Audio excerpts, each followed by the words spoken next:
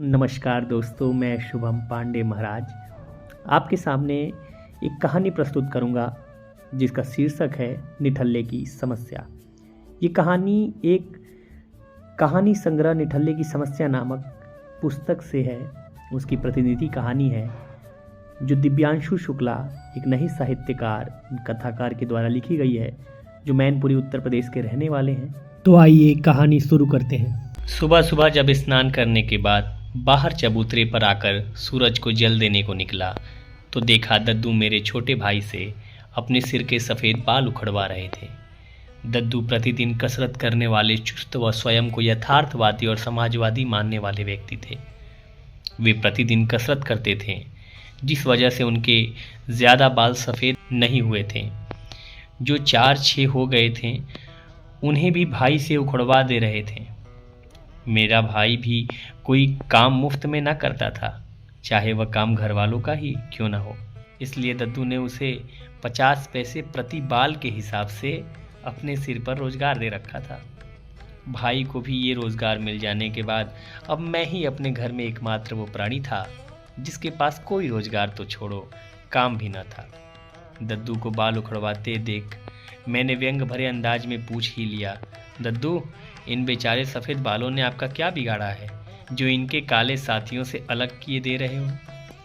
ये पूछकर मैं सूरज को जल अर्पण करने लगा। तभी दद्दू ने उत्तर दिया, अरे मुकुल, ये सफ़ेद बाल मेरे सर पर अच्छे नहीं लगते।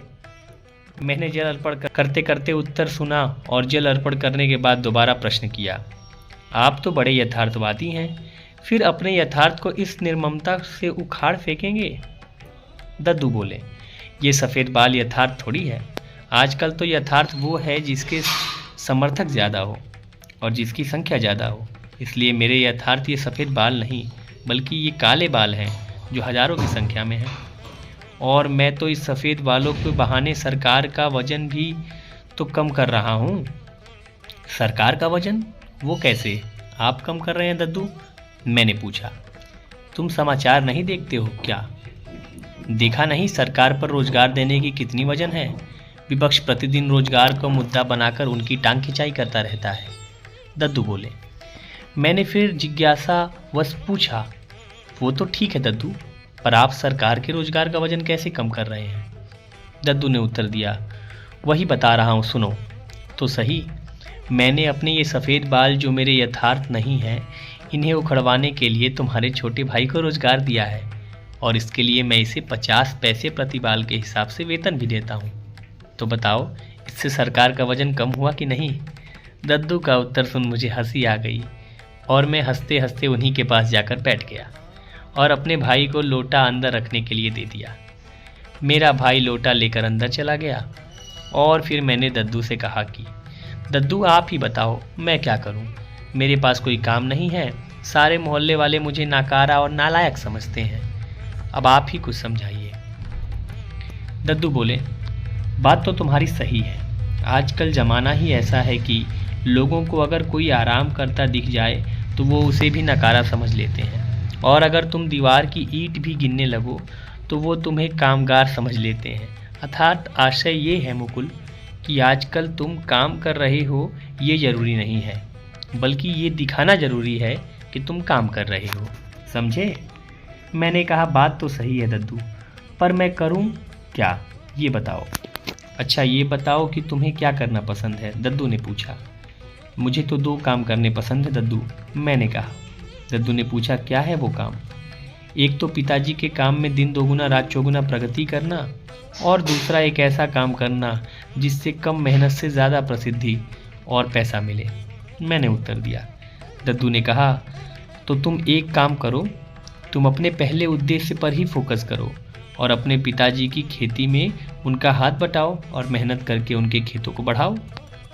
दद्दू की बात को स्वीकार करके मैं शाम को ही पिताजी के साथ खेत पर चला गया, और जब पिताजी खेतों में पानी लगाने लगे तो मैंने सोचा कि ये बगल वाला खेत किसका है, ये भी आज तक नहीं पता, और इस पर कोई फसल भी नहीं उगती, तो इसको अगर अपने खेत में मिला लिया जाए तो इस बंजर ज़मीन को पानी भी मिल जाएगा और एक ही दिन में पिताजी का खेत भी बढ़ जाएगा। यही सोचकर मैंने खेत की मेड़ बनानी शुरू कर दी। तभी अचानक किसी ने बहुत ज़ोर से चिल्लाने की आवाज़ आई। मुझे लगा कि आकाशवाणी होने लगी। फिर याद आया कि भगवान तो ऐसे नहीं चिल्लाते होंगे, वो तो बड़ा सभ्य है। ये सोच ही रहा था कि दो लठैर आकर सामने खड़े हो गए और चिल्लाने लगे। ए लड़का, ये क्या कर रहे हो? लठैत बोला। कुछ नहीं, बंजर ज़मीन को उपज बनाए रखने के लिए उसे पानी देने की व्यवस्था कर रहा हूँ, मैंने कहा। तब तक पिताजी भी ये शोर सुनकर आ गए और लठैत से बोले, राकेश भैया, क्या हुआ? क्यों इतना चिल्ला रहे हो? अरे हम तो तुम्हें सीधा समझते थे राजू, और तुम अपने बेटे से मेड़ कटवा कर हमारा खेत भी अपने मिलवा लेना चाहते हो, लठैत बोला। अरे नहीं राकेश भैया, मैं ऐसा क्यों करूँगा, पिताजी ने कहा। अगर तुम ऐसा नहीं करोगे तो ये तुम्हारा बेटा ऐसा क्यों कर रहा है, लठैत ने कहा। पिताजी ने बड़े विनम्र और माफ़ी भरे अंदाज में कहा, माफ़ करना राकेश भैया, लड़का नादान है और आज पहली बार खेत पर आया है, इसलिए ये गलती हो गई, माफ़ कर दीजिए। राजू, हमें पता है कि तुम बड़े सीधे और सच्चे आदमी हो, इसलिए माफ़ करते हैं, पर ध्यान रहे आगे से ऐसी गलती ना हो, और ये मेड़ भी ठीक कर देना, लठैत बोला। जी राकेश भैया, मैं मेड़ ठीक कर दूंगा और आगे से ऐसी गलती न होगी। आपने बड़ा दिल दिखाया, इसके लिए आपका बहुत बहुत आभार, पिताजी ने कहा। इसके बाद पिताजी ने मुझसे भी राकेश लठैत से माफ़ी मांगने को कहा, तो मैंने भी बड़े बेमन से माफ़ी मांग ली और मामला रफा दफा हो गया। जब वो लठैत चले गए तब पिताजी ने मुझे खूब डांट लगाई, और जब हम सूरज ढलने के बाद घर पहुँचे तो पिताजी ने ये बात घर पर सबको बताई। मेरा कारनामा सुनकर दद्दू खूब हंसे और बोले, मुकुल, तुम इस तरीके से अपने पिता के खेत बढ़ाओगे तो लेने के देने पड़ जाएंगे। ये काम तुम्हारे बस का नहीं है भाई, तुम घर पर ही रहो, वो अच्छा है। अगले दिन मैं फिर दद्दू के पास गया। वो अपना यथार्थ उखड़वा रहे थे। मैंने उनसे कहा, दद्दू, अब आप ही कोई दूसरा रास्ता बताओ, ये खेत वाला काम मुझसे न होगा। दद्दू ने कुछ देर विचार किया और बोले, तो फिर तुम अपने दूसरे काम पर फोकस करो, जो तुम्हें अच्छा लगता है। मैंने कहा, दद्दू, पर ऐसा कौन सा काम है जिसमें कम मेहनत में ज़्यादा प्रसिद्धि और पैसा मिल जाए? राजनीति, दद्दू बोले। मैंने कहा, मैं तो राजनीति का राह भी नहीं जानता, तो फिर राजनीति कैसे करूँगा, और इसकी शुरुआत कैसे होगी? किसी नेता के चमचे बन जाओ, ऐसे ही सबकी राजनीति शुरू होती है, तुम्हारी भी शुरू हो जाएगी। पर ये चमचे बनते कैसे हैं दद्दू, मैंने पूछा। दद्दू बोले, ज़्यादा कुछ नहीं मुकुल, तुम्हें बस चाटुकार बनना पड़ेगा और तुम्हारा काम हो जाएगा। पर यह चाटुकारिता और चापलूसी मुझसे नहीं होगी दद्दू, मैंने कहा।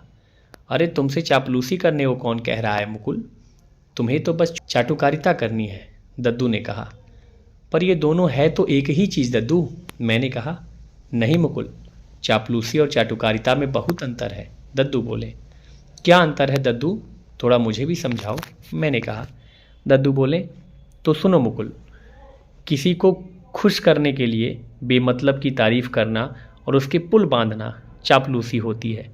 ये तो आदमी किसी दूसरे से अपना काम निकलवाने के लिए करता है, पर इससे करियर नहीं बनता है।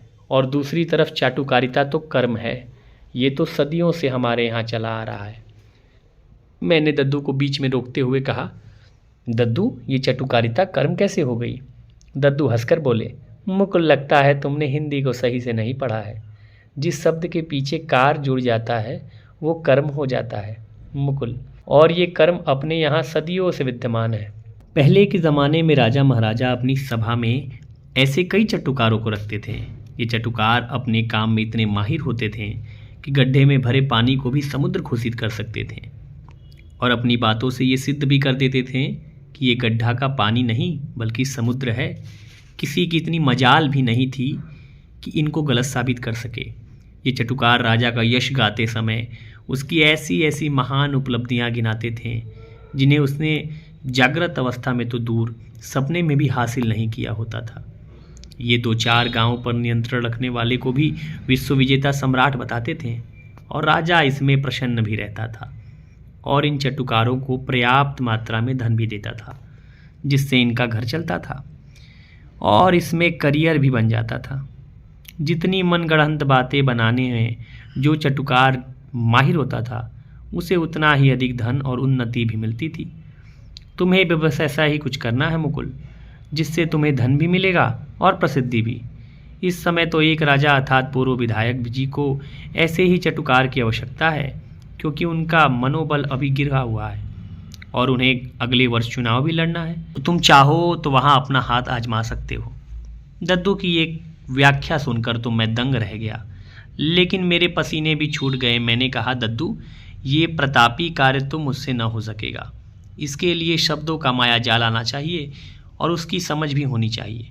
तो दद्दू बोले, तो तुम निठल्ले ही ठीक हो, आराम से घर पर बैठो, और अगर मेरे सर पर कोई नई वैकेंसी निकलेगी तो मैं तुम्हें भी तुम्हारे भाई की तरह नौकरी पर रख लूँगा।